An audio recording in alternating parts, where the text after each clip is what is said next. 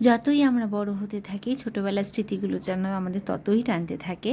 আজকে morning walk করে ফেরার সময় আমরা এই আশ্রমের দরজাটা খোলা দেখে আশ্রমে ঢুকে গিয়েছিলাম। এটা কিন্তু এই আশ্রমের সাথেও কিন্তু আমাদের পুরো ছোটোবেলাটাই মানে যুক্ত। এই আশ্রমে আমরা অনেক এসেছি ছোটোবেলাতে, স্কুলে পড়াখানে আমাদের স্কুলটা এই আশ্রমে তত্ত্বাবধানেই চলতো, রামকৃষ্ণ মিশনের তত্ত্বাবধানে। তো এখানে আমরা কিন্তু অনেক এসছি, অনেক যখন উৎসব হতো অনেক খিচুড়ি রান্না হতো, অনেক সে সবজি টবজি আমরা কাটতাম, আবার খিচুড়ি প্রসাদ বিতরণও করতাম, আবার আমরা প্রসাদ খেতামও। তখন বাইরে মাঠে প্রসাদ খাওয়ানো হতো। আর দেখো কত ফুল হয়ে আছে। আমরা তখনও কিন্তু এই আশ্রমে আসতাম অনেক ফুল নিতে, আর এখনও অনেকে নিয়ে যায় ফুল। আমরাও কিছু ফুল আজকে নিয়ে এসেছি। ভীষণ ভাল লাগছিল, সমস্ত গাছগুলো ভর্তি, আর পরিবেশটা এত ভালো।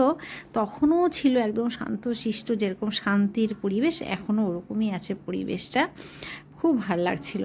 এখন কিন্তু এখানে প্রসাদ খাওয়ানো হয়, মাঠে আর প্রসাদ খাওয়ানো হয় না। চলো তোমাদের এবার ভেতরে নিয়ে যাই, ঠাকুরের দর্শন করাই। এই যে দেখো শ্রী শ্রী ঠাকুর রামকৃষ্ণদেবের, মা শারদামণি আছে, বিবেকানন্দ আছে, সবারই উৎসব কিন্তু এখানে পালিত হয়। জন্মতিথি, তিরোধান তিথি সব এখানে পালিত হয়। আমরা খুব এসেছি, অনেক স্মৃতি আমাদের এই আশ্রমের সাথে জড়িত। অনেক দিন পরে আশ্রমে গিয়ে মনটা একদম ভুলে গেল, খুব ভালো লাগলো।